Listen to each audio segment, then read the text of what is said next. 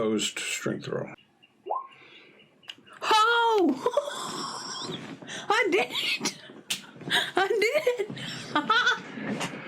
Okay, so... I kicked What it have in we the face. learned once again about letting people roll things?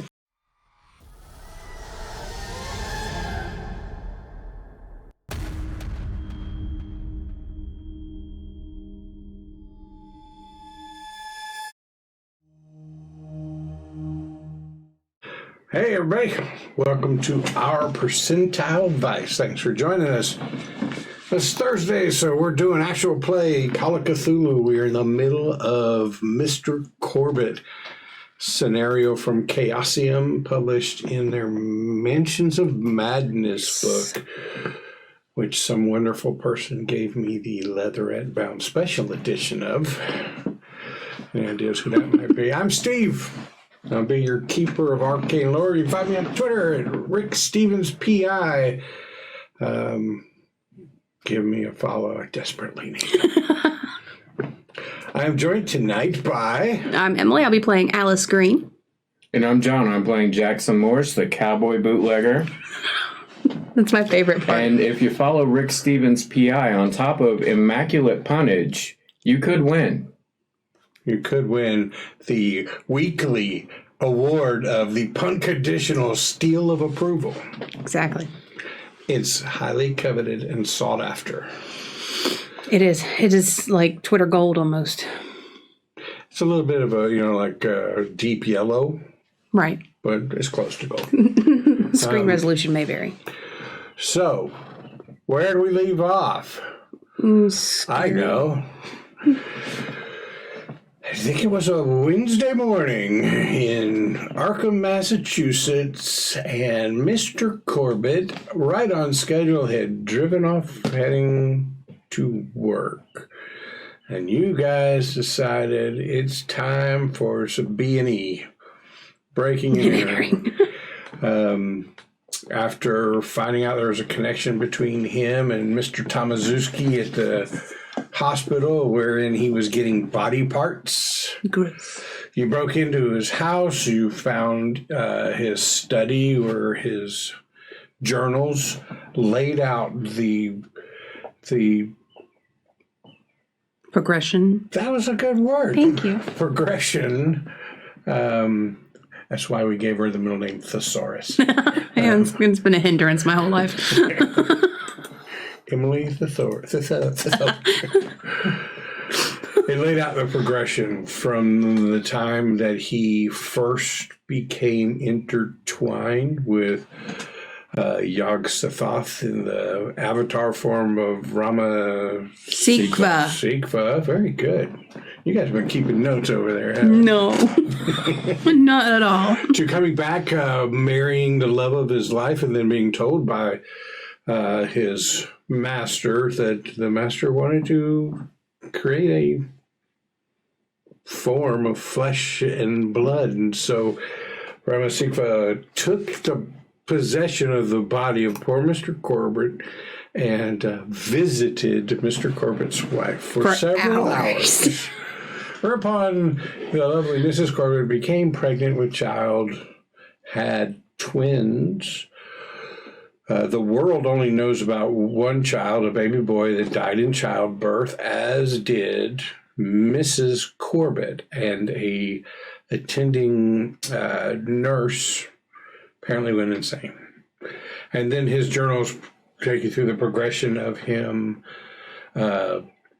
practicing and experimenting with attaching limbs because he's been instructed by his master, who you now know to be Yog-Sothoth, to help finish the other child because it was an amorphous blob, had trouble breathing, it had no lungs. So after searching through and finding out that information and realized there's some wicked stuff going on here, you went down to that one part of the basement where our cowboy bootlegger Jackson was certain there was something, but he wasn't able to find it. But the floor plan just didn't seem quite right. And this time he found the secret door.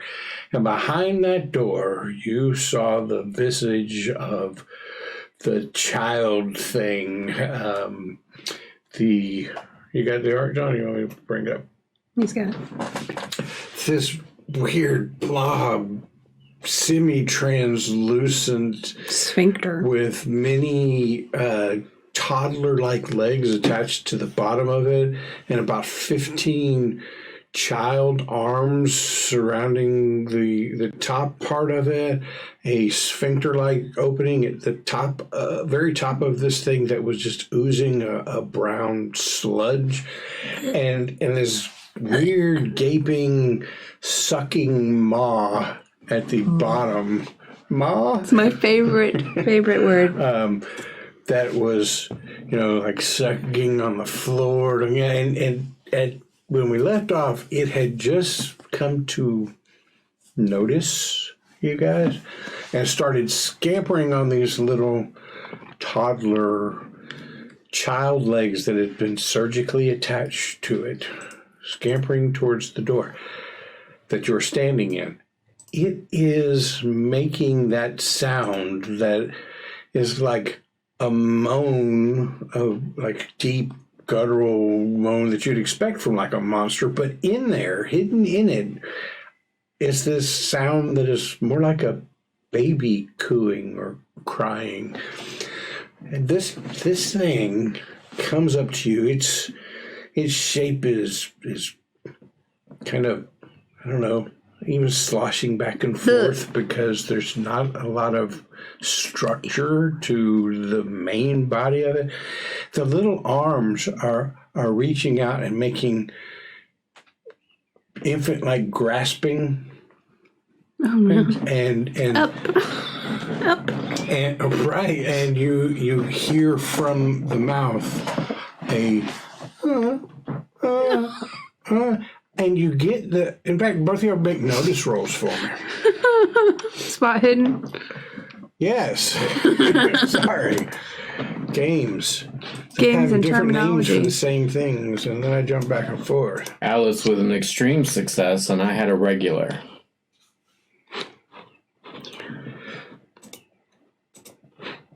Okay, you've never seen anything like this before. But based on the movements of its arms, the sounds that it's making, you feel like it's wanting something from you. It's reaching out, looking for something. Its mouth is... And you kind of get the sensation or the thinking of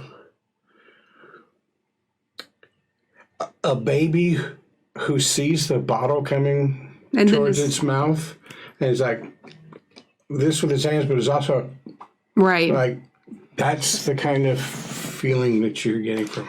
I'm going to slowly cover up my nipples. Jesus Christ. I'm not breastfeeding that baby. Creating an atmosphere of cosmic horror can be a little tough when the John cowboy bootlegger breastfeeding. over there playing with his tassels. If you're going to sit here and tell me that John breastfeeding a amorphous blob is not cosmic horror, then I'm not playing anymore. Come on, big boy. Come get your milky. That's it. Trying to create an atmosphere.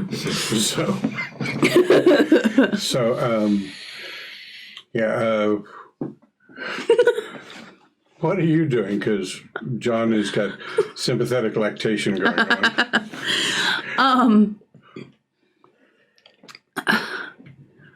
Have I heard it utter any words, or is it just like baby cooing, moan? Baby cooing sounds, but it's got this weird, deep, guttural nature to it. Right. But you can't help but hear the baby-like quality in there as well. But if you could shut that part out, it would be a very monstrosity-like quality that you're hearing. It's really quite confusing. In fact, make a keep my shit together roll. Sanity. Oh. That's what we like to see. Hard success. My mothering instincts. The idea of him latching on is is not terrifying. I'm gonna let that go. No. All right, John, give me a D4 of sanity loss. You pass the initial sanity check on the vision of it, which is a much higher sanity loss attached to it. This one is for just the realization that this is a monster and a baby. I am down for... Yikes. Down for anything. High rolls. Fail all of them tonight. Yeah. So they said there's a lot of rubbish around, like on the floor. Yeah, so the floor has got almost a slimy aspect to it, right? You saw when you first came in that this mouth on the underside of this thing occasionally attached to the floor and to make a sucking sound. You ever had an aquarium with one of those sucker fishes, like a Plecostomus, I think they're called? Yes, good job. Kind of like that. Okay. Like he's searching for nutrition on the floor.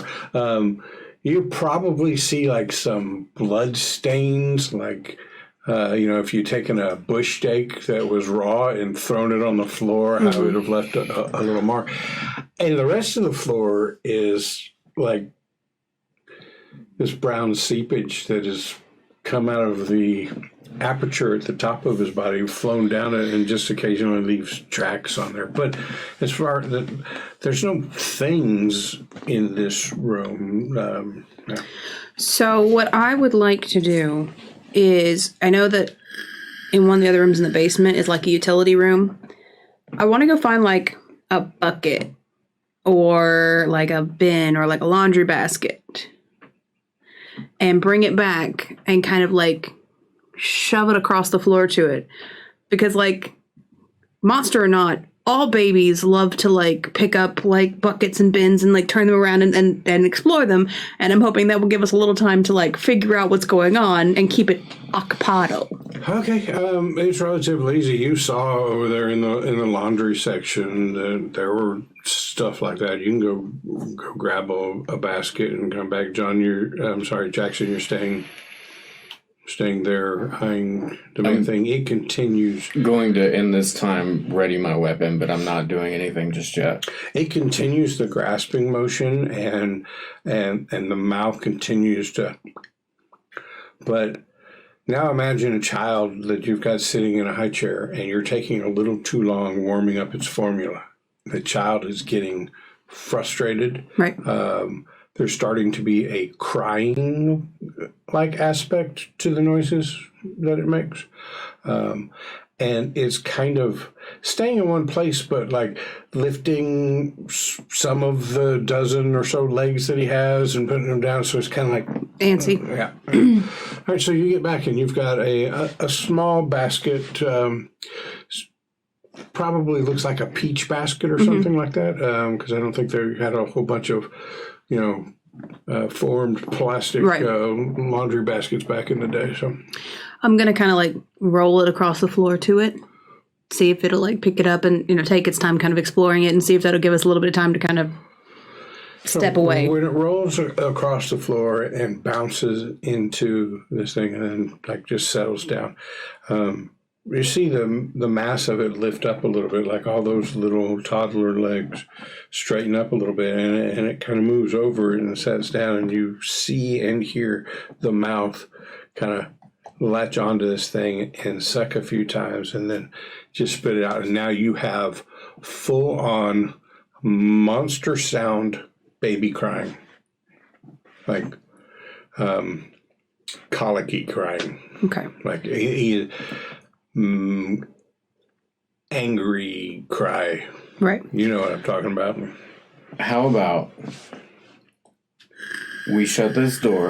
Agreed. You go call some authorities. We heard a baby crying down here. We knew nobody was home.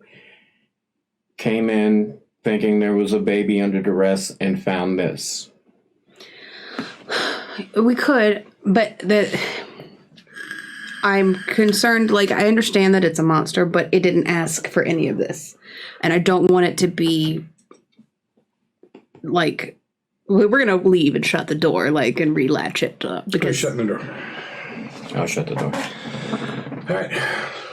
As you go to shut the door, this angry baby thing moves forward, and some of the arms move out to stop the door, and some of its body presses into it. So we're going to do a contested strength check. Can I do the mom sound? No. You can. Yes, please. Go ahead, we're all A persuasion? I'll tell you what. I think the mom is more of an intimidation. Okay. But I'm going to need you're screwing yourself, Steve, because an extreme success on this persuasion. Come on. 3. Dale Earnhardt.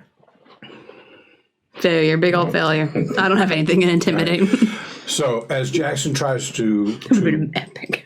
push the door shut, this baby thing is now adamant about being fed and is trying to keep the door open.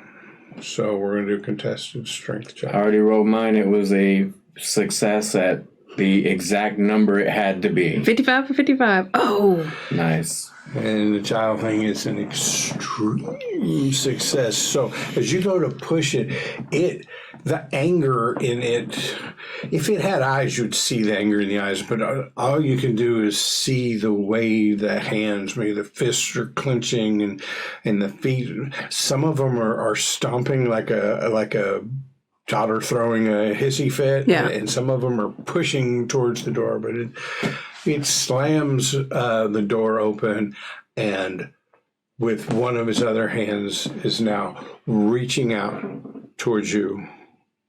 I need dexterities. For me too? Mm-hmm. It would have been so epic if it had worked when I was like, It would have been so epic. I failed. Not roll with dexterity. No, I just need to know what your dexterity Oh, my apologies. 51. 62. Sorry. When he said I need dexterities, I thought he meant... I am sorry. I'm stupid. You're not stupid. I'm a little stupid. So you notice that when it came across the room, it can gain ahead of steam, but it is not the quickest, right? It's not fast off the line, but it's got a decent top end. Right. You follow me? It's 0 to 60 is not good, but it maintains. but it can get up to 120. Right. So it is not nearly as agile and quick as you guys are. So basically, the order of actions here is going to be Jackson, Alice, and then the child thing. So here's what you know. We're in a combat situation. If you don't do something on your turn, you definitely get the strong impression that this child thing is doing something aggressive on its turn. Now, whether that is just push out this door and go hunting for food, or attack you for, coming without offerings. So, I forget which room we're backing up into here. The laboratory. Are there any big shelving units or anything like that? There's a pretty big shelving unit on the southwest corner. It was in that shelving unit that you found a section that was refrigerated and had the smaller body parts in it. Are there any that I think I would be able to grab real quick and run over here with? So not real quick, right? So you could get over there, you could open this thing back up, and you could grab the body parts. We're talking about like tendons or... No, I mean the whole shelving unit. The whole shelf. It is attached to the wall. Probably necessary in order to, run the refrigeration and all that stuff. So no chance of shutting the door at this point. Door is wide open. So you remember you guys are essentially standing in a closet that had this secret passage. And that's where you failed to match strengths with him. You guys could attempt to go out the closet door and shut it. And slam that shut and see what happens. Let's do that. I'm going to shove her, not like hard shove, but just herd her basically out and try to shut that door because I'd rather not shoot this thing making baby voices at me. Gross. Okay. So move your... All right, so you're going to use your action to push her out the door. Okay. And I'm assuming you're not going to... I'm not going to contest that. All right. So for your action, you were able to push her out of that room. Now, that's going to count as your action, but you still have movement if you'd like to take it. I'm going to take my movement. Okay. Just outside the door. Can we still see on? Yeah. Yeah. All right. Alice's turn. I'm going to use my action to shut the door. Okay.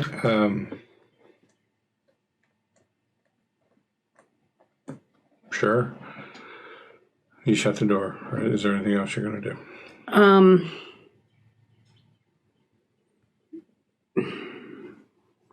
I guess I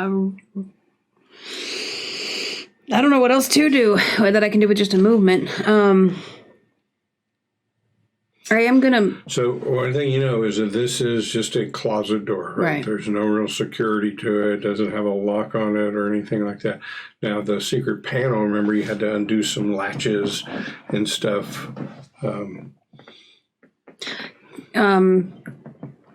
Can I use my movement to like brace against the door? Just like push myself up against it. I'm not much of a strength comparison for him, but something. All right. So Alice was already pushed out by Jackson.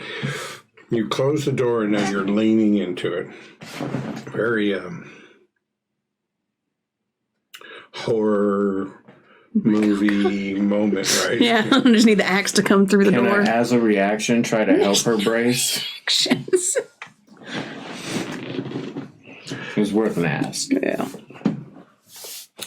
All right, so the man thing is going to come up, and you hear it move through the opening. Right there is probably the screeching of like the wood jam being pushed a little farther than it should be. It's a big thing, but he's also kind of amorphous, right? So squeezing in between it, but it's going to be a tight squeeze. You probably hear wood creaking as Right. the trim around the door or the makeshift secret panel gets snapped off or whatever, and he's coming to that door, and you immediately feel the pressure of a pushing from that door, coupled with the sound coming from this thing.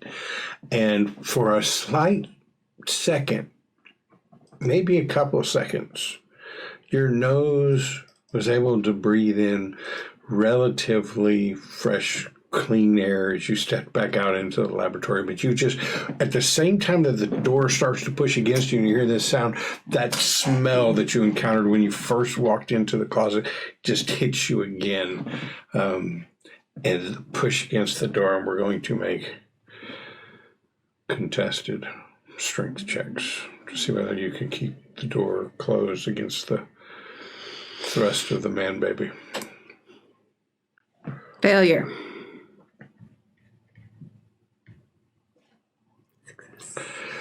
All right. So the door flies open. You are pushed away a little bit.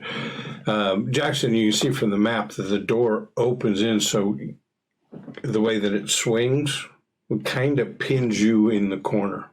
I'm not going to say that it moves you, but behind the door, as it moves out into the room. So that is going to be its action and its movement. Jackson, there's no penalty or damage when I say you were pinned behind the door, but like a kid playing hide and seek and thinks I can just hide behind the door. Right. That's where you're at.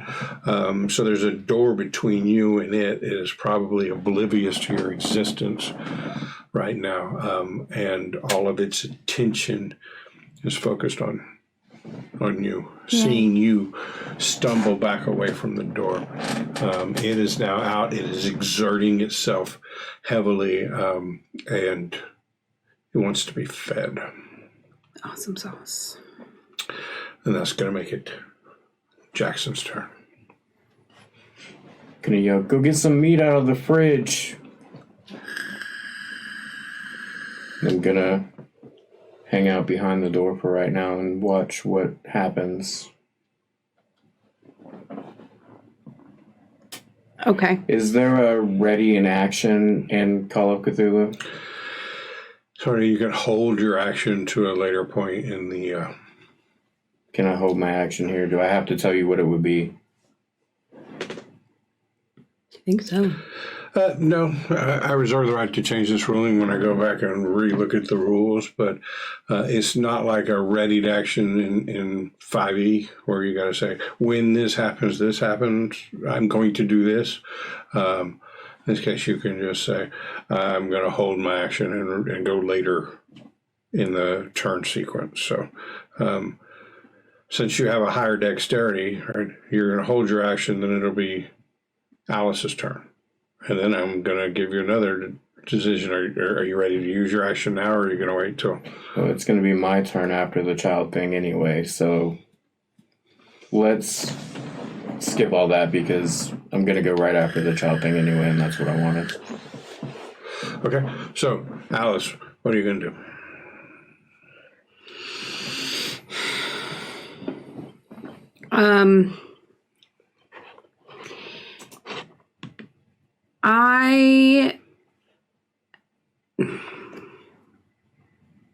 When we were reading all the notes, did he say anything about like sedating this thing when he was doing surgeries on it? Like, do I know that there's sedatives like in this area? There was nothing in the journal that talked about that. You guys did a pretty good exploration of the laboratory before. You found surgical equipment. You found like a table that he would have been doing things on. You know, he at least created that weird woman skittering thing. So scalpels, rib separators, all kinds of surgical equipment, but you don't recall seeing anything that looked like anesthesiology equipment. Okay. So what I want to do for my action, I don't know if I can do it all in one action, but I'm going to ask. So I want to grab one of the scalpels and like lightly kind of cut my hand and then toss the knife across the room. Is that too much for one action? No, but let's do a luck roll to see if the area you're in, there's a scalpel within reach of it. No. Right. So the scalpel and the countertop with all the nice pristine surgical equipment is in that northwest corner over there. So you'd have to use your movement to go over there to get something like that. Okay. So then I will use my movement to go over there and get something like that. So let me back up. You said we were just going to skip that. So you need to take your turn. There was nothing I was going to do. So you're just holding fast. I either have to run past him or I'm staying hidden, yeah. Okay, so you're over there with your action. Now you can pick up a scalpel for purposes of, if you decide that if you end up using this in combat, we're going to treat it like, I think the switchblade you have already stats for. So. I don't intend to. I'm just going to like cut my hand enough that the scalpel is rather bloody, and then I want to like toss it in the vicinity of him, but kind of further away from Jackson, like closer to the other corner.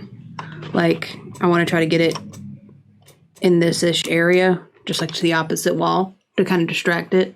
I'm hoping it'll like hear it clang, smell the blood, and go over there. Give us time to go shut other doors, barricade, whatever. Okay.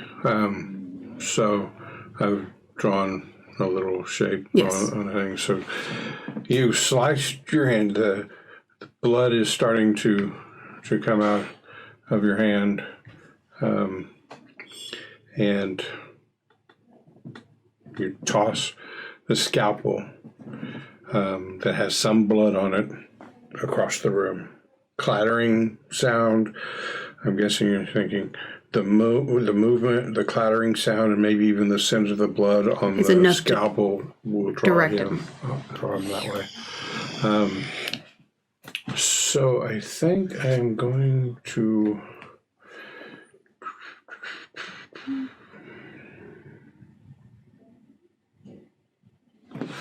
So here's what I'm thinking. There's a lot more blood on your hand. No. Than there is on the scalpel, right? Very yeah, sharp. You're right. But the toss and the clattering and closer to him, there's a chance there. So I think I will have him. I'm trying to decide whether I want to have him do a spot hidden roll, but I don't think I do. I think this is more of a luck thing. Like, are the circumstances such that, so I think I want a luck roll from you, and I think that he's more in tune to the presence of blood than the presence of sound. Right. You follow me? Mm-hmm. Because you didn't see surgically attached ears. Right. Or nose. He does have a mouth, and there's a strong connection between smell and taste.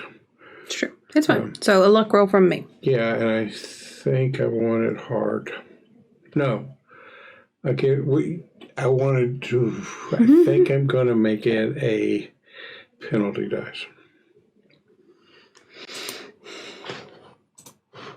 Okay. So it's a failure either way. All right, so it's the the child thing's turn, and it shifts for a second, and then you can just see it hone in on fresh blood and more of it, and it is moving to you. I thought that would work. Sorry. And it is going to eat me?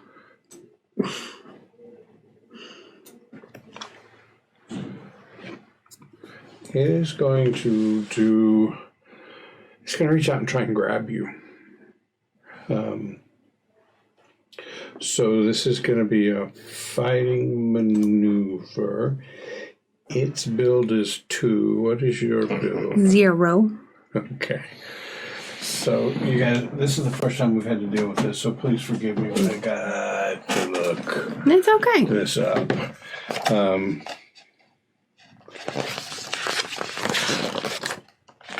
If that had worked, though, it'd have been brilliant.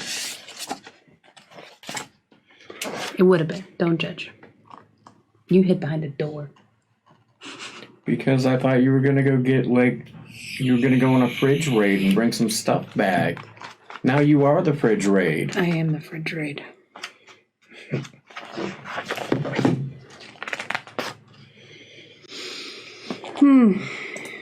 Yeah. Well, I thought if he was distracted that I would be able to get up, but I assumed that if I tried to go up, he was going to try to go up with me, and...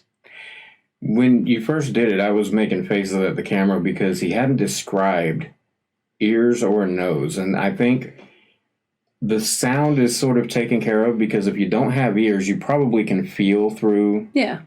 your feet or whatever, but the nose thing... Like, I just don't. Well, I was with that on the whole, if you have a mouth thing, you probably have some form of olfactory thing. But he, like, scurries around and sucks on the floor, so I thought if I tossed, like, blood on the floor, he would go... He sucks on the floor that's covered in his own poop. Yeah, sure. You ready for us? Yeah, I probably should have jumped in about a sentence ago. Yeah, a little late. To determine the relative capability of the two opponents and whether the character performing the maneuver takes penalty dice, simply compare the build of the two combatants. If the character performing the maneuver has a smaller build than the opponent, then he or she takes a penalty die. He does not have a smaller build for you. No. So, and then it lists things like if it's 3 or more points lower, then the maneuver is impossible. If it's 2 points lower, 2 penalty dice. If it's 1 point lower, 1 penalty die. If the character performing the maneuver has the same or higher build as their opponent, no additional modifiers are applied. You got really lucky there. Unless she tries to fight back, right? If she tried to do a maneuver on him, It would be not good. right. So, would you like to do a dodge or a fight back? Well, A dodge ties go to me, yeah? Yeah. Yeah. yep. Then I will probably do a dodge. All right. A So, dodge.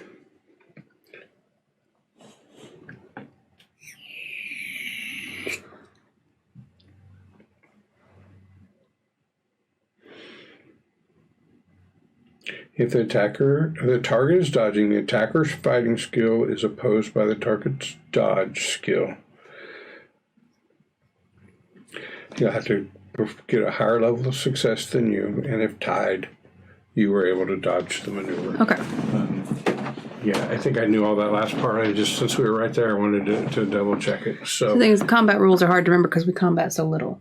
Because that's the point of the game. So, I'm with it. all right. So,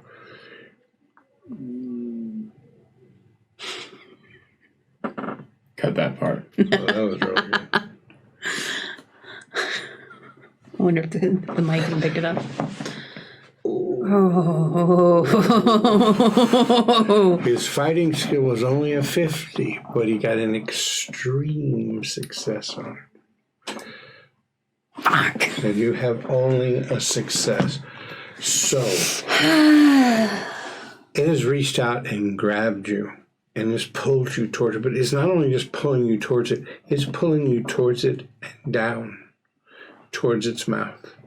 And several of the hands are getting involved here and bear hugging and pushing you down to its mouth.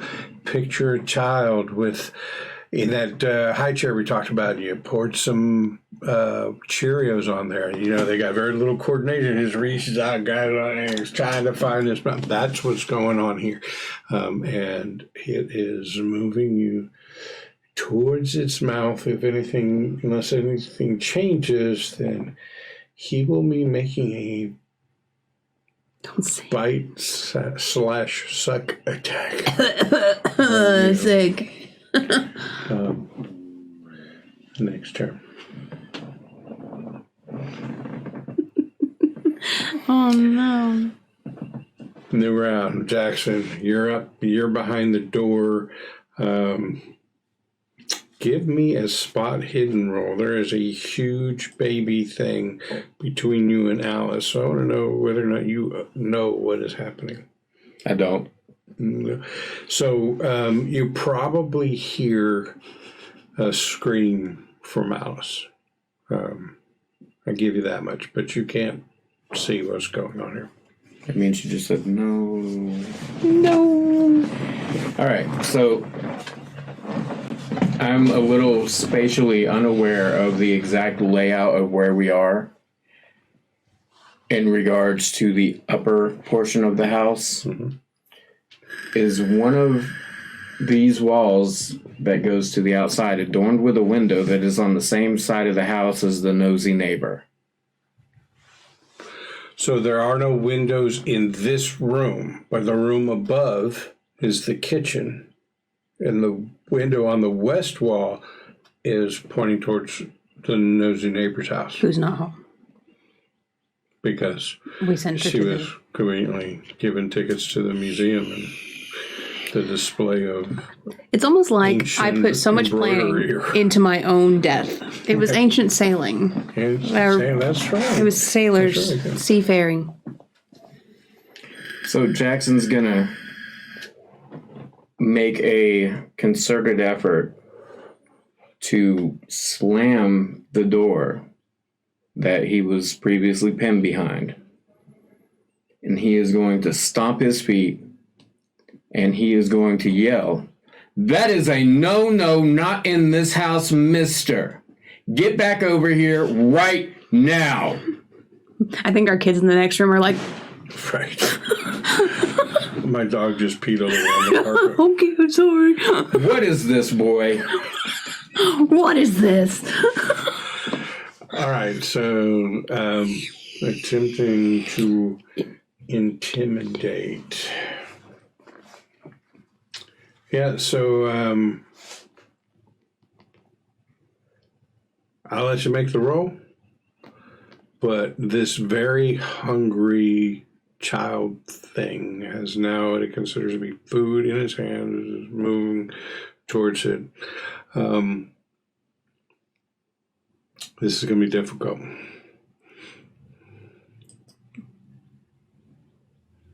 Failure. Okay.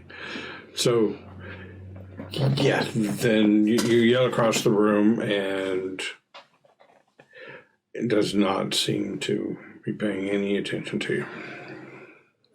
What does yelling count as in this game? Do I have an action left? Free action. You still got your movement and your action. Okay. I'm going to bring down my shotgun and put one in its back. Okay. It is going to neither dodge nor fight back. One doesn't see you doing this, probably senses and feels and all that, but it's a baby. It is absolutely enthralled by the opportunity to shove some Cheerios in his mouth. So, some Cheerialis. Cheerialis. So he will not be contesting this roll. So success is a success. All right, here we go.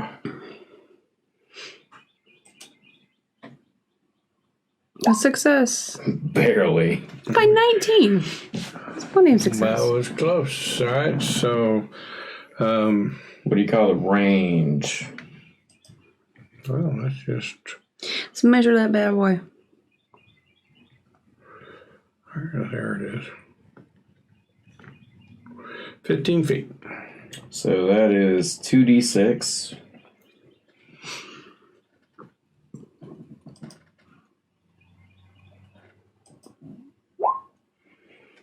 For 8 damage.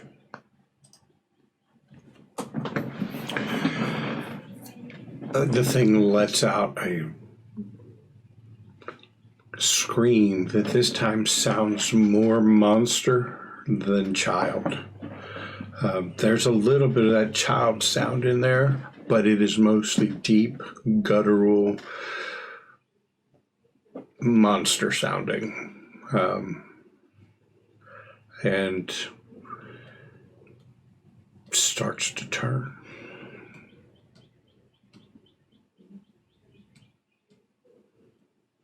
Alice. Unless you had some movement. Hell no, I'm staying back here with my tub. Shotgun. Well, if it moves to me, it's leaving her alone, so... Or bringing her with him. I'm in his hands. But, no, right?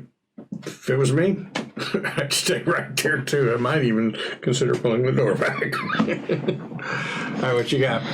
Am I able to fire a weapon while being manhandled? Yeah, but I'm going to say any action you do is going to take a penalty die. But I'll be happy to listen to why you shouldn't. But the way I feel is like he's got a bunch of arms, and several of them are holding you, but you could reach in, pull out a handgun or your switchblade or whatever and do something with it, but I'm going to have to adjust for situation, and that's why I'm going to do the bonus die. I'm sorry, the penalty dice. Okay.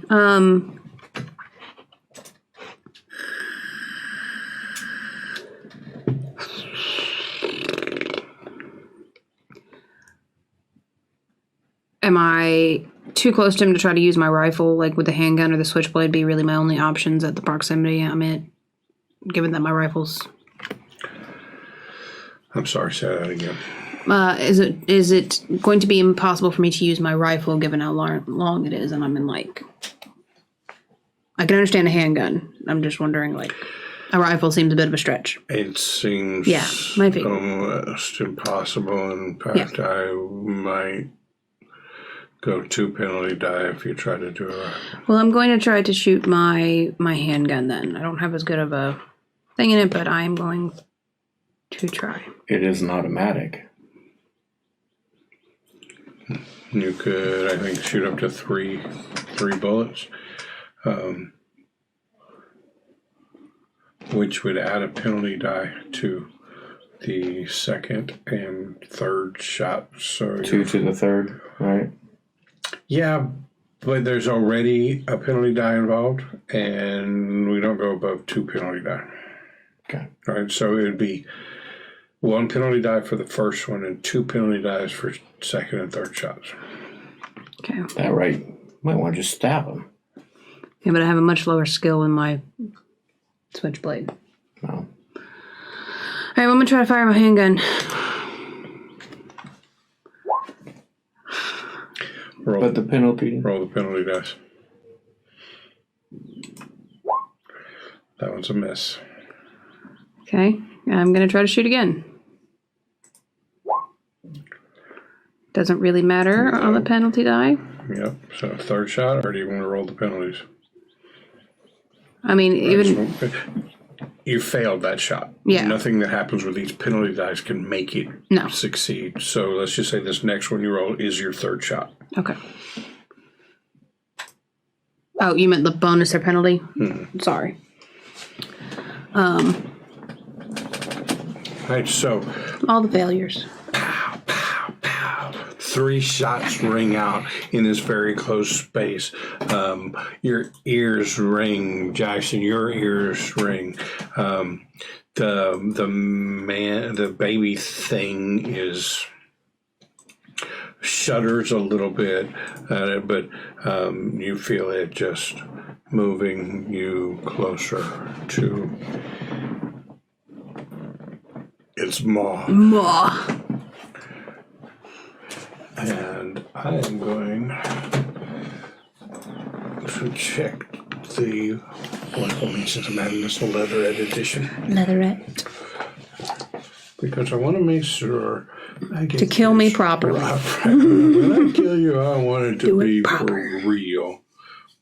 On your turn, you can attempt an opposed strength roll. I should have told you this before to break free. Your chances were probably better with the gun. Yeah, probably. Pretty high strength. And I have pretty shit strength. But I didn't tell you that. So if you'd like to retcon it and make the opposed strength roll, I'll let you do that. Yeah, I mean, a failure's failure either way, regardless. So, okay, so retconning your turn, opposed strength roll. Oh! I did it! I did it! Okay, so I kicked what it have in we the face. learned once again about letting people roll things? That one was a fair one, though. That one was, I failed to tell her what one of her options were, so it's not nearly as blatantly bullshit as bush steak. Bush steak. Plus, I mean, like... So pushing against this disgusting form and prying little fingers away from you, are able to free yourself, and you fall down. onto the floor. We're going to call you prone for right now. So no other movements, no other action on your turn. All you could do on that turn was break free. Okay. And so what the child thing then is going to do on his turn, instead of attempting to eat you, his anger has risen even more. And he is going to swing a fist at you. Right? A little kitty fist. Going at you. Anybody who's been a parent remembers those. Like when you were saying like he was like abnormally like strong holding the door open, I was like, you ever had like a toddler in full tantrum and tried to put his coat on like at the restaurant? Superhuman strength. It's unimaginable. And I was like, no, this is totally checks out. There's no cosmic like weirdness about this. So it doesn't make it any less funny, but it's about to make an attack on you. Yeah. Anytime something makes an attack on you, you could dodge or fight back. However, the ruling I'm going to make here is the dodge is gone. Right? You just fought your way off and you fell onto the ground. You don't have your feet underneath you or whatever it is, and then he's right on top of you. So I'm going to say for this round, your only option is fighting back. Yeah. On these. So he's going to swing his little baby fists at you. And he got a failure, so you don't even really have to do your fight back. Well, you could, because if I tie, he gets it. Well, he will never get it because it's a failure. You get a better success than him, then you get to do damage to him. Oh, and it's just the regular brawl? Mm-hmm. I don't ever fight back. I got a success. Okay. So, and the damage was 1. You're auto-rolling your damage. Does it have penalty dice because of her being 2 sizes smaller? That's only on fighting maneuvers, like trying to grapple. Okay. And again, I reserve the right to find out that I was wrong about that rule, but I'm pretty sure about it. Yeah. You just Decked punch him. back into Punching a wobbly babies. little jello thing, and did 1 point of damage. And he screams. Doesn't hurt much, but he's pissed. No. So he swings at you again.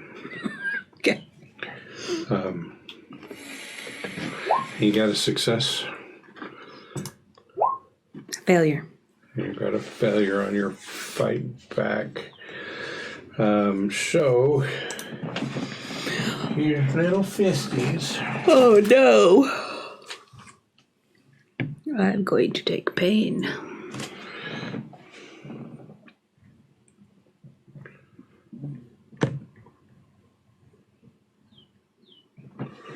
Let me double check this. It's too bad we're not playing like a Napoleon Dynamite archetyped character and we could just like start pulling out fucking tater tots out of our pocket. 2 points of damage. Kids love tater tots. The little hand punches into you, and really, the tantrum is full force now, and he has swung at you twice. Once you swung at him back, and the time he got to punch you for a little bit, and he swings a third time. God damn. It's because he's got all his fucking arms. And he failed. And I failed. Okay. We can try to fix that. Cut off the arms. So, that's the end of the round. You've taken 2 points of damage. He took 1 plus some shotgun damage earlier, and it's now Jackson's turn in the corner.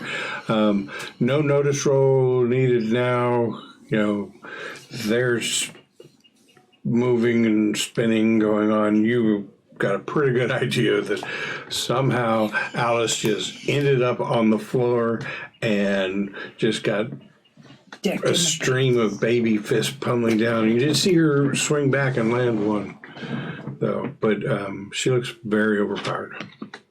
I'm going to use my movement. The edge of that token is the measure point, right? Sure. The token's 9 feet from that door based on the measurement you just did. So I'm going to move up to that door so that there's no chance of any pellets going under him and hitting Alice. Fair. And now that I am in optimum shotgun range, I'm going to take 2 shots at him. Okay, so first one normal, second one with a penalty die. How many shells does your shotgun hold at one time? 5. So this will be 2 and 3. Yes. Oh, extreme. Do you want me to roll the other one or roll the damage first? It's going to do a dodge on this one. Okay. All right, so that's a hit. Let's go ahead and do the damage on it. 13. You got 3 max rolls on that. And a 1, but still. Wait. It's a D6, not a D4. My bad. Aw. You should have kept the D4. Yeah. 3 max damage. You think, oh no, I can do better now. All right. Second verse, same as the first. Except with a penalty dice this time. Yeah, and case 68, you're not going to do any better than the 98. What's the failure on your shotgun? Combat. Malfunction 100. Okay. Then I do, well, no, the most you could get is a 98. Because he's got the 8. Yeah. Okay. That would have been fun. If that had been a 90 and he rolled his penalty dice and rolled 0, it got 100 and gun malfunction. All right. So, you pump off another shot into him quickly. I don't know. Is it double barreled or just it can fire multiple times? In my mind, I'm picturing I think it's a semi-automatic. blasting one and then jacking another one in there and blasting again. The second one goes high. You see plaster from the ceiling come raining down, or a bunch of shotgun pellets hit that in the wall above them. What was the rule we figured out on extreme successes in point blank? I can pull it up in YouTube real quick because I remember you made that comment. Yeah.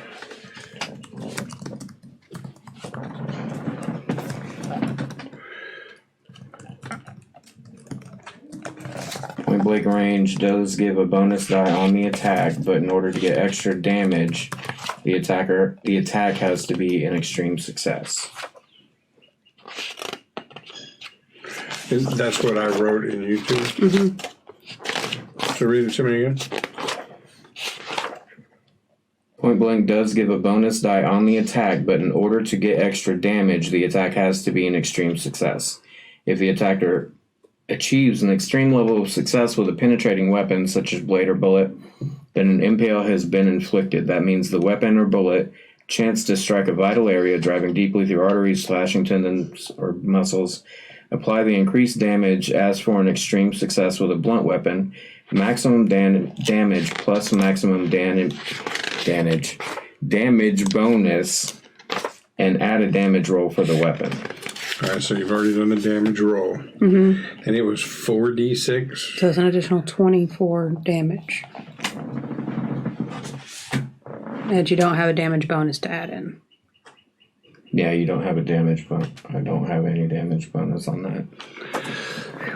Okay, yeah, so the first one hits him square. You can see through his semi-translucent body that it just tore through guts. Pustules. Right, and a blood-curdling scream comes from it, and yeah. I hope it sounds more monster than baby. I don't want to hear baby blood-curdling screams. Right now, much more monster Okay. than baby. I would have done a self-imposed sanity if it was just like a little baby just like screeching after being shot. Okay, so that makes it Alice's turn. Were you asking to roll a sanity for the baby screaming when it got No, shot? I'm just saying me as a person. I would have needed to because that would have been severely damaging for me. So I'm going to use my time to get up and try to get the hell out of Dodge. Yeah, that's your action. That's it. If you want to take movement, you could. Okay. So I am going to try to take movement. How far can I go? Give or take? Like to the middle of the room? Sure. Because I just was going to go like on the opposite side of him, not be backed into a corner. Yeah, and that's it because I don't have anything else I can do. All right.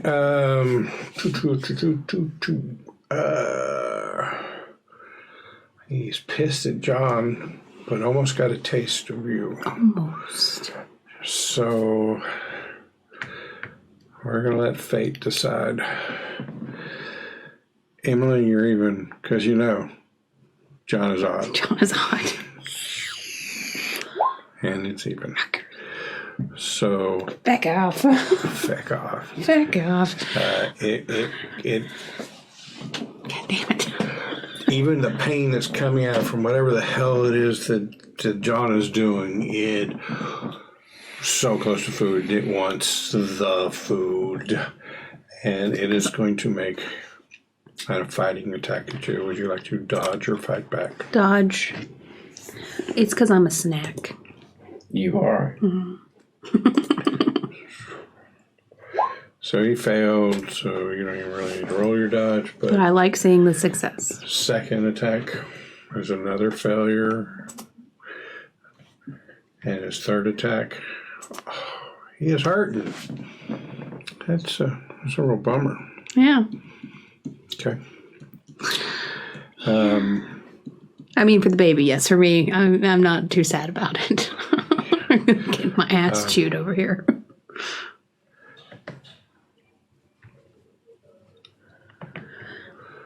Sorry. You're okay.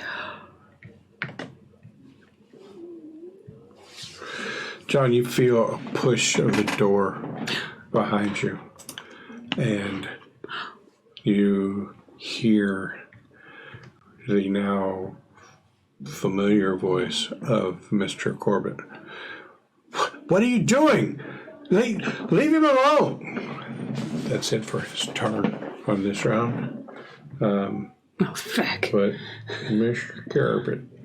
Mr. Corbitt in the house. So let me just see where he's going to fall in the Order. Mr. Corbitt has taken very good care of himself. Oh. Dexterous? Mr. Corbitt has a 65 dex. So started around. He's going to try to push the door open. Are you going to try and keep him from coming in through the door? I think with the timing as such, I would probably be pretty surprised because he just appeared and he's now pushing the door open. And I am laser focused on homie, so I don't think I would. All right, then for his action, he's going to push the door open, which is going to move you slightly out of the way. Okay. And he'll just stand in the door. You like that picture, Mr. Corbitt? No, we were laughing because Mr. Corbitt left his kettle on upstairs. I think that might have been the baby making a high-pitched squeal. Okay. Jackson, your turn. So he just pushed the door open? He didn't come inside? He moved a little bit and it stopped, and he is like Figuring. he's seeing his child near death, bleeding. Yeah, let's say bleeding. Bloodied. I'm not sure what is oozing out of him, but let's say it's blood. He sees the engagement with Alice, and he sees you there with a shotgun pointed at his child, and he's out of action, not out of movement, and I think If you want to give me a spot hidden, I'll give you a little more intel on what you believe his intent is now. Extreme success. So you couldn't help but turn your head to look, right? And you realize that it's him, and you see him scan the room real quick. His eyes hit your shotgun, and then they come up and lock on you. Yeah, I think I'll leave it there. All right, I'm going to turn around and put 2 in him. Or attempt to put 2 in him. Fuck that guy. We'll see how the rolls go. You know Mr. Corbitt? Yeah. I didn't even get to chase a teenager today. How did the door open? It opens inward. You see the little slash, the little hash marks. It pushed you out the way. So it is wide open, not obstructing. Yeah. Because that's point blank, baby.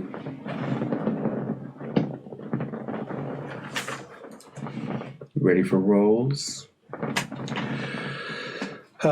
Yeah. How many shots are you doing? 2? That's exactly what you have left in your shotgun. All right, and he is going to, let me pull up his character sheet so it'll be easier on the rolls. He is going to attempt to dodge out of the way when he sees your shotgun come at him.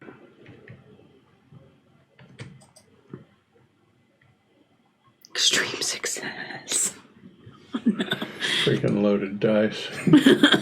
Hey, you have seen all the fails I've had just tonight. Roll 20 giveth and roll 20 taketh away. Wow. And kill Corbitt before we ever talk to the guy about it. Just like, nah, dude. All right, he sees you bringing it, and his eyes go wide, and you see him. I'm going to say he tries to, like, there's a corner and stairways just right behind him. He's like, oh, shit. He tries to dodge that way, and your shot goes off. Hits him center mass. Give me your damage. 24 plus 18. So 42 points of damage. Yep. Total annihilation. Finish him. Wow. When do we turn into murder hobos? Mr. Corbitt falls down on the floor, dead. We're gonna have to move. That was the 5th of your shots. 3 shots from you. Mm-hmm. Total of 8 gunshots that rang out in this house. Okay, Mr. Corbitt is dead. Technically, that was my first shot this round. So You still have another shot. That's right. What is your verdict on, if I said 2 in the beginning, do I have to take the second one if I've noticed he's not in one piece any longer? I'm going to say you don't have to take the second one, but I'm not going to let you then turn and do it again, because that would seem like a separate action, whereas pow pow could be a single action. Are you following me? I'm going to keep my shot then. Okay, so you've got 1 bullet left, or 1 shell left in your shotgun. Calling it a bullet's fine. Mr. Corbitt is dead on the ground. Emily, I'm going to need you to make me a sanity roll.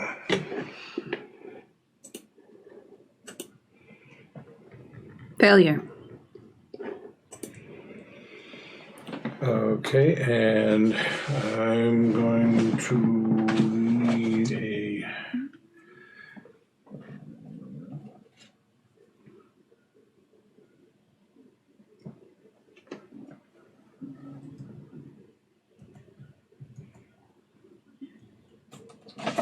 So you're messing with this thing. You're frazzled. You're on edge anyway, and you just saw your longtime across the street neighbor, dear poor Mr. Corbitt, who you know has gotten mixed up in things. But you read his journals, right? To some degree, it's not like malicious. Here's this evil man, right? To some degree, he was a pawn, and you just saw his blood and viscera splattered. I need a D6 on sanity. 3. 3 points of sanity loss.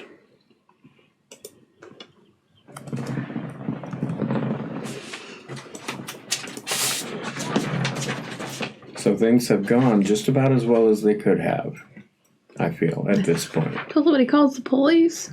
And they come down and find that you just shot a dude and they got this weird baby sludge. The police are gonna fucking run. So, anytime you fail a sanity roll, regardless of the number of points, there's the immediate involuntary action. Previous times it's been a scream. I think your involuntary action is going to be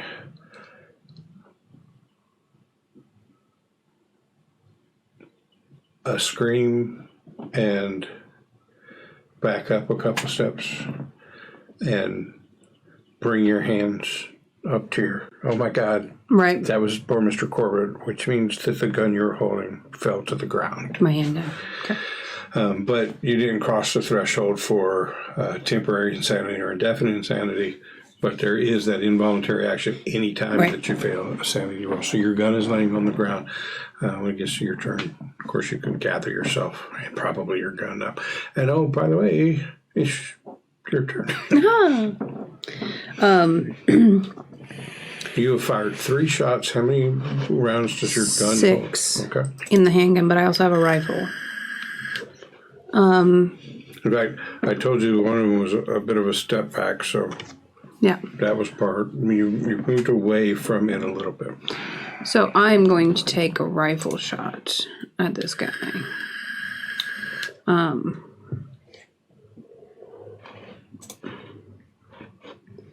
The rifle, shotgun. Success. Okay. It is going to attempt to dive out of the way, which is an option he has, but cinematically trying to picture this large thing diving for cover, right. Which is a, but I don't know. Let's see how it plays out. Critical failure. He stumbles and falls. Yeah, so One of the baby legs comes off. He just pops off bad sewing.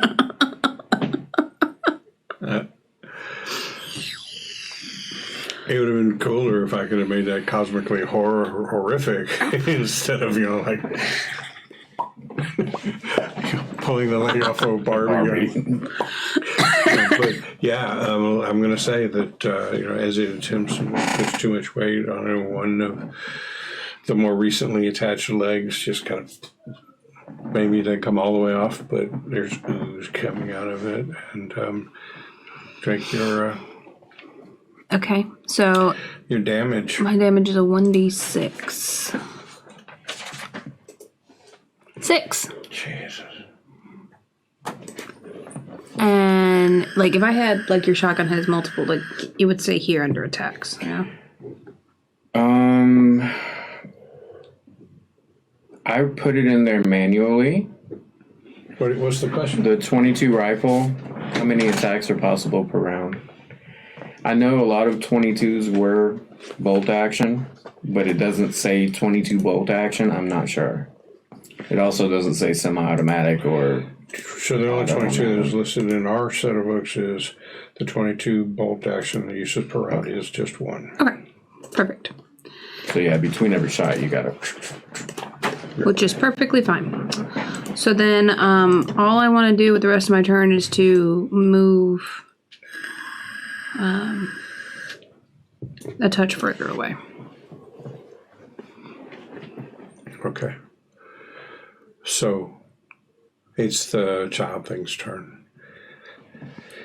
His body turns a little, kind of like tracking you across. There are bullet holes and seepage coming from him. At least one of the surgically attached appendages is barely hanging on, and it lets out a scream that is 99% baby this time. The scream cry of a child, and not the scream cry of a child that is angry that it's not getting something, but that scream that from the other room a mother knows my child just got hurt. It's that scream. It lets out that scream and starts to move towards Jackson.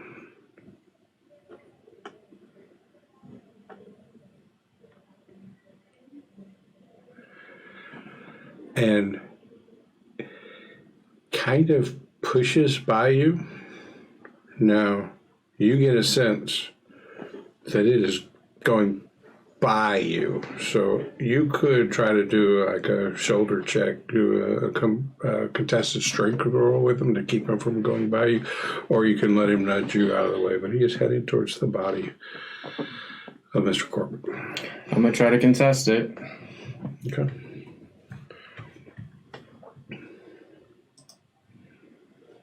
Ooh, extreme success. Oh, God. Okay, so you shoulder check him, and as he's moving by, one of his arms just like bats you, and you Kid slaps me.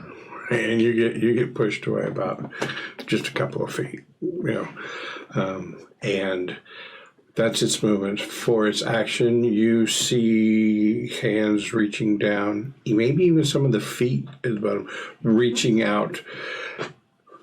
You know how a baby, like before they realize these are for walking and these are for grabbing, will sometimes do things And have their feet up on things, yeah. pushing the body of Mr. Corbitt underneath it. And you see, hear, you probably even feel the mouth latch onto the bloody body of Mr. Corbitt and start sucking his father in as food. And I think I'm going to need another sanity check from both of you. Ooh. I failed. 20. Jesus Christ. All right, so I'm winging some of this, Yeah. right? But that had to affect you, right? Your longtime neighbor, dear sweet Mr. Corbitt, who, he's a little screwed up in the head right now. He got shot and killed. That affected you. Seeing this big old thing for the first time affected you. But now you're watching this thing that is sounding more and more babyish like over the last couple seconds Do exactly what it was trying to do to me earlier. to its own father. I want to say D6, but I could be talked down to a D4, but you can't just say it should be a D4. I want to hear an argument of why it should be a D4 instead of a D6. I don't have one. If I was you, it would be probably a D6 or higher. D6. 4. All right. So what is your daily total loss compared? Because your sanity is... I have lost 7 so far. And you started off today at... That's 70. So... My temporary insanity is 14. Okay. So you're okay. I'm not okay, but I'm not. That's your indefinite insanity, right? This says temporary. I think indefinite is when you do 5 in one go. You're right.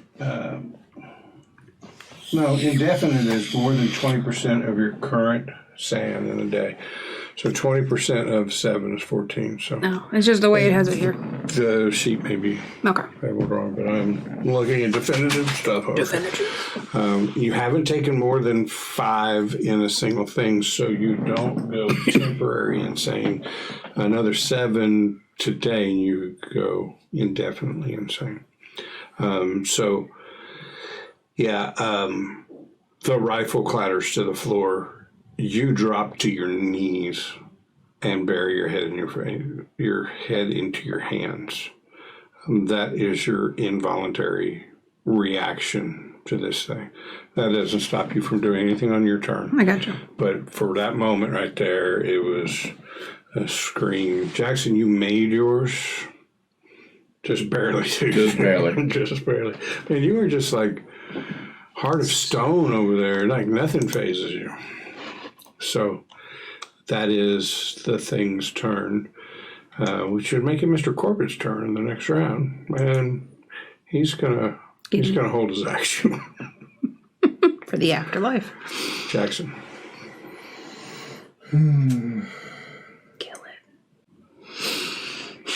So there's a major problem with killing it where it is, that I don't know that we can get out without moving it. And it looks pretty big. I think that's a secondary problem to consider. 'Tis but a child. I'm going to take this opportunity while he's sucking on his baba to Papa. go ahead and reload. Okay, so your action is going to be to reload your thing, so you back up to 6 bullets in there. 6 shells. I think you had said last time like a full action was like 2. That makes sense, so... He's at 3 now. Great. We'll check the reload rules sometime later on, but I'm good with that if you are. I think that's what I remember it being last time. That makes sense, because you got to reach into your pocket to a box probably of shells. Maybe you threw some in there, but thinking about a few seconds worth of time. Yeah, 2 shells. So you got three shells in your gun now. Any movement? No, I will position myself between the 2 of them. But How still chivalrous. try to keep the 10 feet. Okay, there's no danger of it being out of 10 feet. Okay, that makes it Alice's turn. You're on your knees. I'm going to get up and pick up my rifle. Okay. And I'm not going to, move too much, but I want to move just enough so I have, a line of sight. Fair. And, Alice, you're taking your turn to pick the rifle up, move over to the side a little bit so you'd have a good shot past Jackson, and that makes it the child thing's turn. yes.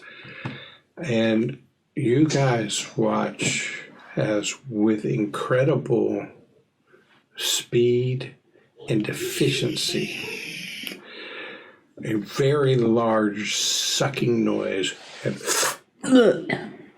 Sick. the entirety of Mr. Corbitt has disappeared inside the child thing.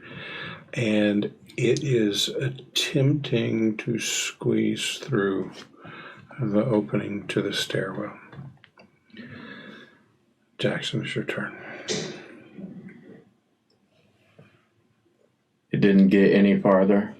No, it's spent most of its turn sucking up Corbitt, and now you can just tell it's starting to contract and squeeze and that thing. But no. 2 shots. Failure. But I'm in point blank, so I get a bonus, right? Mm-hmm. That was the rule on the thing. Do you want me to click bonus for you? I get it. Oh, that's a success, but not by much. Yep. So your first shot blast into the child thing, and it slumps against one of the walls and slowly slides, oozes down the wall, and the bottom part of it comes out from underneath it. You can see the bloody mouth that was underneath him, and maybe even the reminiscent of what started this all. As it falls down lifeless, out of its maw flops just Mr. Corbitt's arm. In almost the exact same position, the poor little child arm that fell out of a package onto his doorstep on the very first day. And the child and Mr. Corbitt are dead. And you hear insistent banging on the door, level above the front door, you assume, based on the sound. And, police, open up. We've had complaints. Are we still in turn order? Would you like to be? I never like to be in turn order. Okay, we're out of turn order. So we got two choices here. We can either go up and go out the way we came in. We can answer the front door. Or we can go out this window. Look, I live right across the street. I think it's better we let the police come down here, see this thing. And that way, you know, they're not coming around knocking on my door and incriminating us because we were way tied up in this.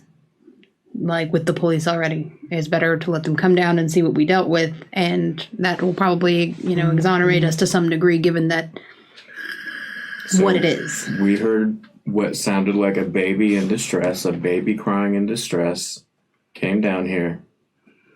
Found this. It attacked Corbitt. It ate Corbitt.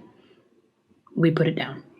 As you're talking, you hear what sounds like shoulder or boot slamming against the door upstairs. Moving upstairs would require you to crawl over the body. And I say we just wait, let them bust in. All right, so in probably about 30 seconds, you hear the splintering of wood as the door is busted in, and shouts of police, police, and then some movement. You can hear the footsteps on the ceiling above you. Clear, clear. And then steps coming down, and policeman rounds the corner and sees this thing and just turns ghostly white, expression of sheer horror on his face.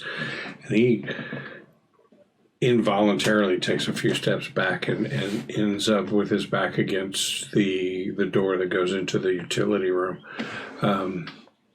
Several others come down, one or two of them able to, on a meta level, make their sanity rolls, which this sucker just failed. Professionally pushed past it. Right, and they're like, what the hell? And you can just barely see them, probably from their shoulders up, and they can see into the room to see you guys. Jackson looking pretty cool, calm, collected. You look a little bruised up and probably look more like you've exerted yourself. Disheveled. Sweat, redness, whatever. Then don't move. Who are you? What the hell is this? I'm gonna put my hands up, drop my shotgun. Well, put my shotgun down, put my hands up, and don't know, sir.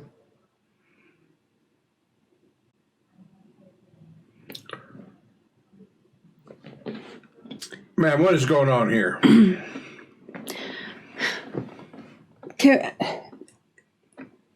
Is the police chief, whatever the guy's name that we spoke to, is he up there? What is that? You guys take such great notes. I do take great notes. His name was Police Chief Jenkins. Jenkins. Yeah, I don't think Jenkins was the police chief, but he was the detective. That was assigned to went out to the hospital when Tomazuski threw himself out a window. They recognized the name when you say Jenkins. Why would... Yeah, never mind. Look, this cop is dumbfounded. Like, part of him says he needs to be in there to secure you guys. He sees the weapons. He sees it. And he doesn't want to crawl over this thing. I'm going to need you guys to come out of the room. We just lost the feeding him. Or maybe it's just me. No, it just went out on mine.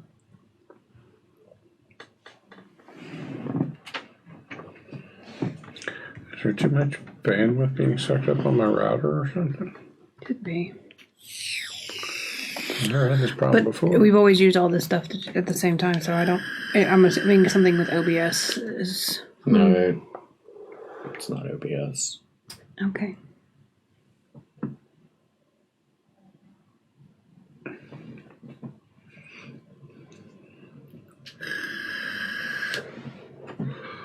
Did you adjust the frame rate?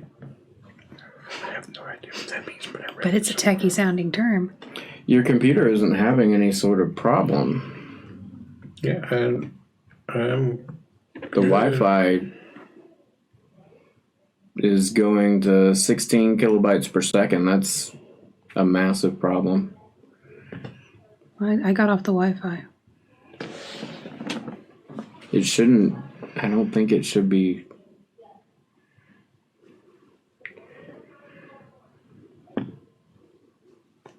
Okay, it says reconnection successful. We're back at 7 megabytes. Sorry. Sorry, guys. We don't know what's going on, but we're going to try to push through and figure it out later. So the police have asked you to come out of the room.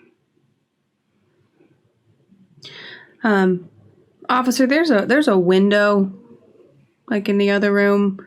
Can we possibly meet you at that window and not disturb your little crime scene here? Because yeah, right. So he's trying to figure out a way out of this too. When you say not disturb the crime scene, he's like, yes. Everybody back up. I don't want anybody past this point. You two go to the front windows. We will meet you there. Leave your weapons where they are.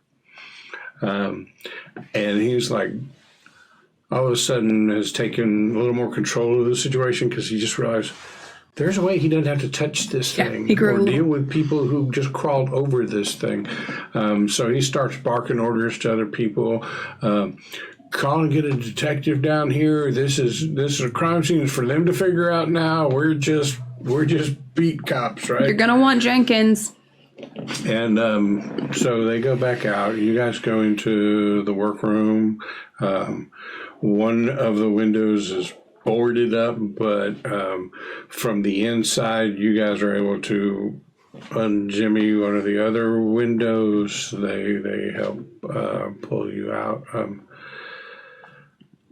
I'm going to need an explanation. Look, I'd love to turn this all over to the detectives, but one of the things I've got to do is take statements at the beginning. So tell me why I'm not going to arrest you, please. Hold up. Okay. Just wait a minute. So, nope. You lose it.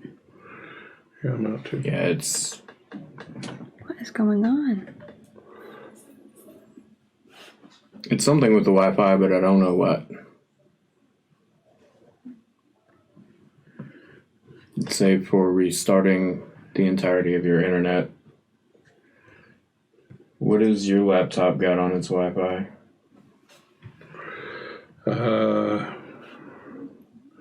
You're probably not going to answer that question how I want it. Yeah. I don't know where you... Task manager, like the Control-Alt-Delete. Yeah, my laptop's at 72 kilobytes per second as well. I disconnected mine from the Wi-Fi, so I'm all disconnected. Try to take off the string. So, I'll pull up Task Manager, Google Chrome, Microsoft Edge. I don't know. Don't worry about it. Close it, it's fine. More details. I think we're back. Yeah. Let's perform those. Yeah. So, officer, I live across the street right there. And we heard what sounded like a grotesque moaning, but also a baby crying. And it was so loud and so strange, but, you can't just leave a baby. And I know Mr. Corbitt was at work. But we came over and, yes, we found a way in because I was concerned. We found the broken window in the kitchen. Yeah. And or the opened window in the kitchen. We found, you can look in his office upstairs in the den. There's all these books about him. He sounded like he was going insane. He was like doing experimentation on this child and adding these limbs. And I'm going to take out the journals and hand it to him. And we came downstairs and we found this thing and it attacked us. And then Mr. Corbitt showed up and it ate Mr. Corbitt. Like if you look at the bottom, what is his mouth? There's an arm. It ate Mr. Corbitt. And we defended ourselves. And I don't know what it is, but I know that I didn't want it to get out into the greater populace. So we did what we could to be responsible citizens. Yeah, so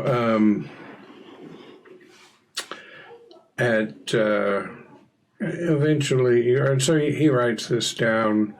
You can tell he has no interest in making any kind of arrest or anything that's going to require him to do any paperwork other than, and at 09:30, I handed it off to Detective Jenkins, right? Yeah. But he writes it all down. Eventually, some detectives show up. You recognize Jenkins. There's a discussion with them. There is no getting past the fact that there's this monstrosity down there and the arm coming out. So they are,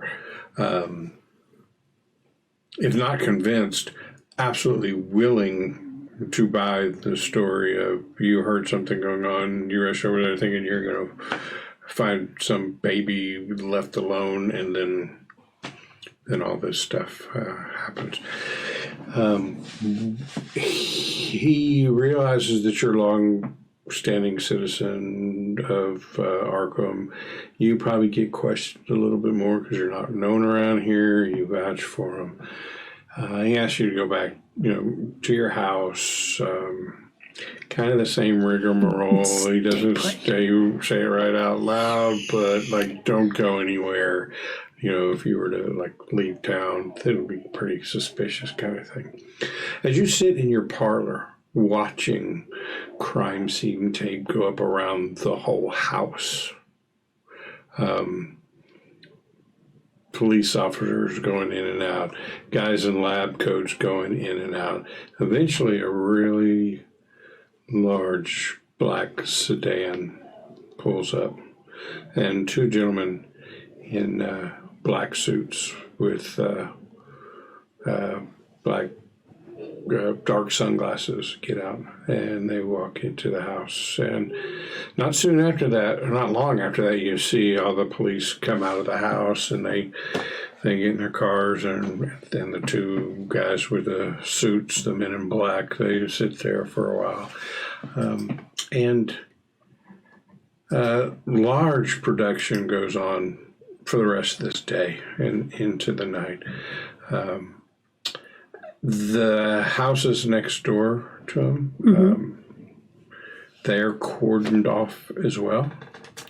And on the morning of the second day, fire trucks arrive, police cars arrive, and Mr. Corbitt's house. And the thing in it, which was never brought out, are controlled but burned to the ground. And the last ones to leave the scene are two gentlemen in black suits. They put their sunglasses on. They took a look up both sides of the street. They get into their sedan and they pull off. Coming days, newspaper articles explain that through his horticulture stuff or whatever, seriously dangerous fungus molds had been cultivated. It was a threat to the community, and to be absolutely safe, the building was burned. to the ground.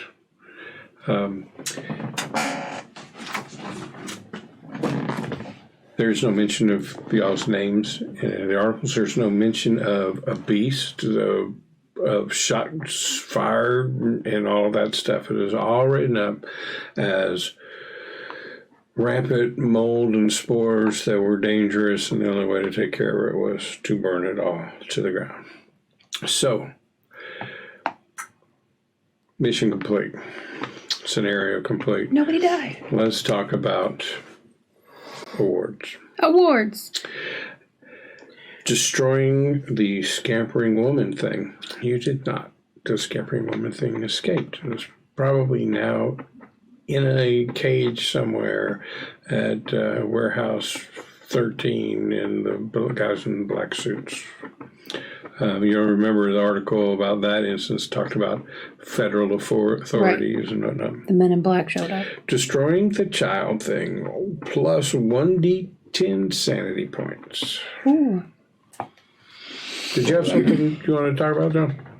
I was just going to ask what the status of our shotgun and 32 automatic pistol were. And our rifles. Burned up in the house. I'll buy you a new one. I think you still had your rifle on you. Nope. They told us to leave all of our weapons. I was holding my rifle in my hand, so I would have put it down like you did and walked out. My handgun was in my holster. Your shotgun, My rifle and my your handgun. rifle, and your handgun are no more. They're either burned up or took it as evidence. When you roll your D10, can you roll me a D10? Because I cut off my internet on my computer to help with the Wi-Fi.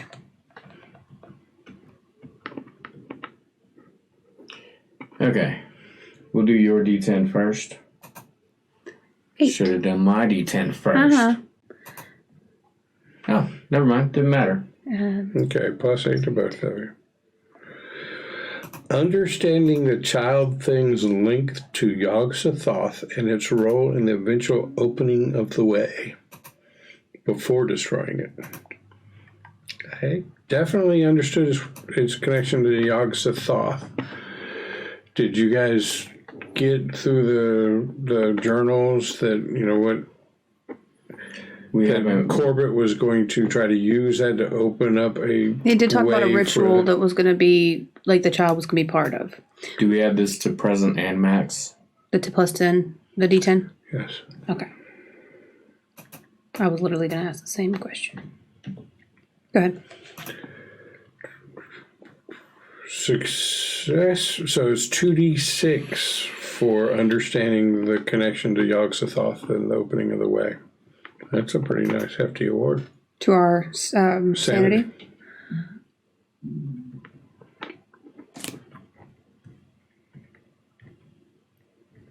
God dang it.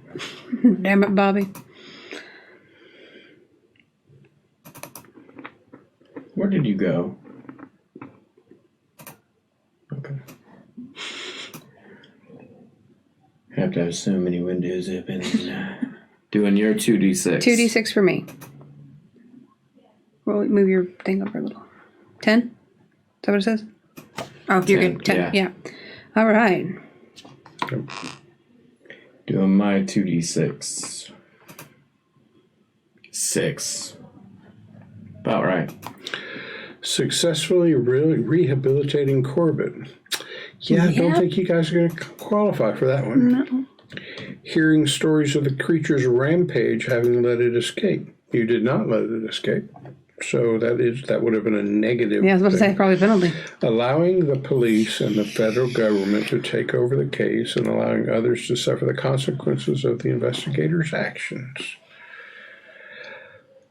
So, there's at least one police officer who's probably a little shaky for the next couple of weeks. Maybe even needs some serious help. Tamaguchi or whatever his name is, he committed suicide. I mean, we did cause some outward harm. Minus 1d6 plus 1 sanity points. So 1d6 plus 1 and subtract that from your sanity.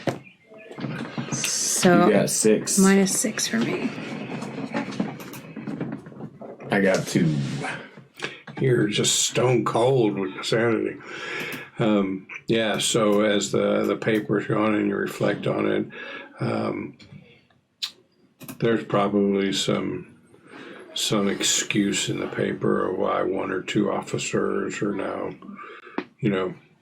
incapacitated, and they probably chalked it up to the damaging spores and molds or whatever. But the concept of there's some part of the federal government that knows some of this shit is going on and keeps showing up and covering up kind of weighs on you guys a little bit, and you wonder just how huge and large is all of this and how prevalent it is, and why does it seem to be all around your life for the last few moments, and that shakes you up a little bit. And Alice Green and Jackson, whatever the hell his last name, and Morris, Cowboy Bootlegger, spent a quiet evening in the parlor. Probably not saying much, just looking out the window at the charred remains of the Corbitt house. I imagine Jackson's keen on doing a little light reading. Probably. So when we start our next scenario, let's talk about what happened in the downtime. Because some of the benefits you can get from reading those mythos tomes can take weeks. So, great scenario. Yeah. I loved it. That was great. A lot of investigation that went on. You guys finally put everything together to understand what was going on in the house, and then had to get in there to get it. Be honest with you, I wish you guys would have lost a little more sanity. I took several swings at you with the sanity, but you guys powered through. So, good job. Yeah, it was awesome. It was a lot of fun. So, thanks everybody for joining us, sticking around, walking through the technical difficulties that we had.